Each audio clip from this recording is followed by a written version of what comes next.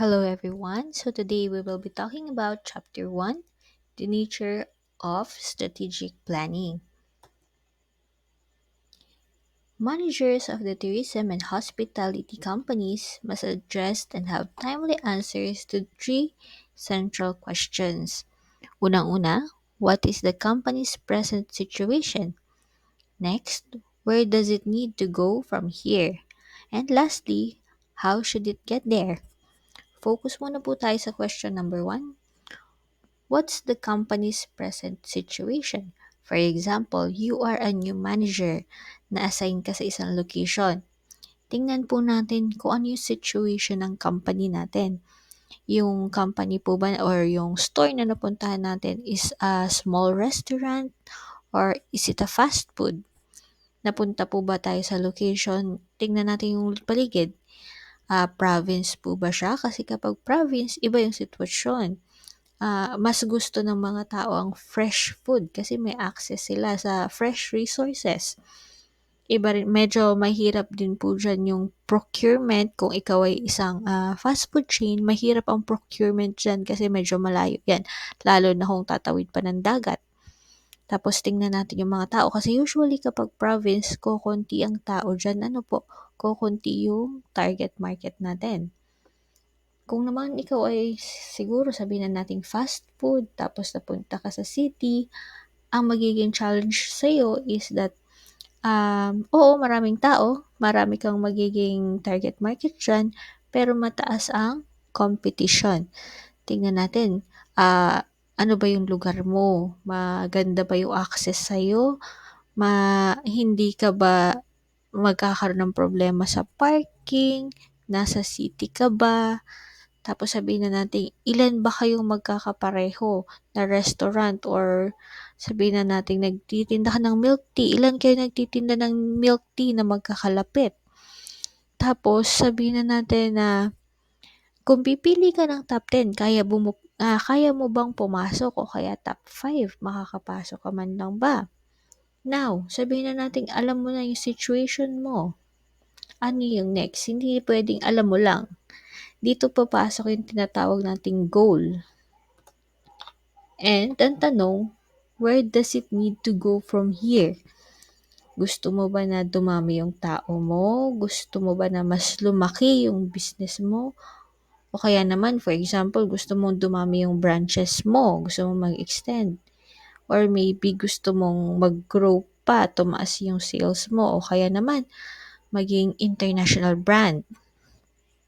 Pero ang tanong, yun yung goal mo. Ang tanong, how? How should it get there?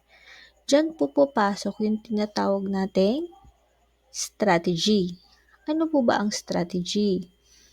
A strategy or a company strategy is a management's game plan for growing the business, taking out a market position, attacking and pleasing customers, completing successfully, conducting operations, and achieving targeted objectives.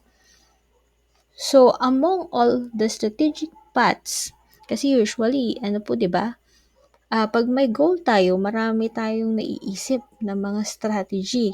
Example na lang, tayo as a students. Ako gusto kong maka-perfect score. Marami tayong maiisip na strategy dyan. Siguro, maganda, manulad na lang ako sa kaklase ko. O kaya, siguro, mag-aaral ako. O kaya isa pang strategy, maganda sigurong dayain ko na lang, i-chat GPT ko na lang, papahirapan ko pa ba sarili ko. So, among all the strategies na naisip mo, pipiliin natin yung pinakang maganda. Ano po? Yun yung tinatawag nating strategic management. Now, what about strategic management in tourism and hospitality? Ipasok natin sa tourism. Ikaw ay pupunta sa isang location or sabihin na nating na-assign ka pa rin ulit. Na-assign ka sa isang tourist destination. Kailangan mong gumawa ng strategic management. Kasi iba ang tourist location sa tourist destination at saka sa tourist attraction. For example, Paris is a tourist destination. Ano ang tourist attraction dun? Ang tourist attraction dun is the Eiffel Tower. Now, bakit kailangan mo pa siyang i-manage? Malakas naman ang ano dyan, ma'am. Marami naman ang pumupunta dyan, bakit kailangan ko pang siyang i-manage? Ayos na yan. So, kung alam mo po na maraming pumupunta, especially during December, during summer, alam mo na dadami lalo yung mga tao. Alam mong dadayuhin ka lalo. So, anong mangyayari kapag hindi ka nagkaroon ng management? Most probably, magkakaroon ng traffic kasi hindi ka nag-prepare, dadami yung tao. Another one, tataas ang crime rate. Most probably, tataas or dadami lalo yung basura kung wala kang waste management. So, anong magandang gawin dyan? Magplano ka ahead. Alam mong magkakaroon ng maraming tao, maglagay ka ng maraming signage, maraming traffic enforcers, tapos beforehand, magkaroon ka ng orientation o kaya mga handbooks kung saan yung mga proper disposal, saan dapat nagtatapon ng mga tao, maglagay ka ng mga cleaners. Example na lang dito sa atin sa Pinamalayan, di ba? During summer, napakadumi ng park, napakadumi ng dagat. So, during summer talaga o kaya during vacation, yan talaga yung mga time na dapat tayong nagpe-prepare. Now, ano naman ba yung 4 of the most frequently used strategic approaches to setting a company apart from rivals in achieving a sustainable and competitive advantage? Sabihin na natin, sige, balik muna tayo doon sa tourist attractions. What if hindi dayuhin yung tourist destination mo? Kailangan mo pa rin ba ng management? Yes, of course. Kailangan mo ng strategic management. Anong gagawin mo para dumami yung tao? Anong gagawin mo para dayuhin ng tao yung location mo? Kailangan mo bang makipag-partnership sa mga government, sa mga agencies? Kailangan mo bang mag-advertise? So that is examples of strategic management sa tourism and hospitality. So here are some examples or yung most commonly used strategies. Punta tayo sa milk tea kasi alam kong mahilig kayo sa milk tea eh. Unang-una po, we have the low-cost provider. Ito po yung mga strategy na ang ginagawa nila, humahanap sila ng mumurahing ingredients, humahanap sila ng murang suppliers. Bakit? Para maibenta nila ng mura yung kanilang product. Now, alam ko kung ano yung niya eh. Usually, nagiging feedback nyo, kasi ganito kasi ang pangit ng lasa. Ganun po talaga kasi mura nga, di ba? Diyan naman, lalabanan sila ni higher quality. Pero, si higher quality, syempre, medyo mas mahal.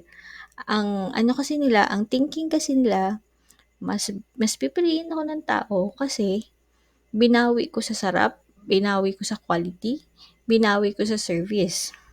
Kay low cost kasi, dadayuhin ako ng tao kasi mura. So, maraming bibili, maraming nakaka-afford. Yun yung pinagkaiba nila. Ano naman yung niche na tinatawag?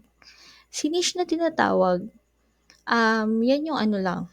Sabihin na natin, nakafocus lang siya sa isang group of people. Sabihin na natin, milk tea pa rin. Hindi na nawala kay milk tea. You are a milk tea shop, pero nasa loob ka ng isang building na puro employees ang laman. Ibig sabihin, wala kang pakialam doon sa mga students, wala kang pakialam doon sa mga family na nasa labas.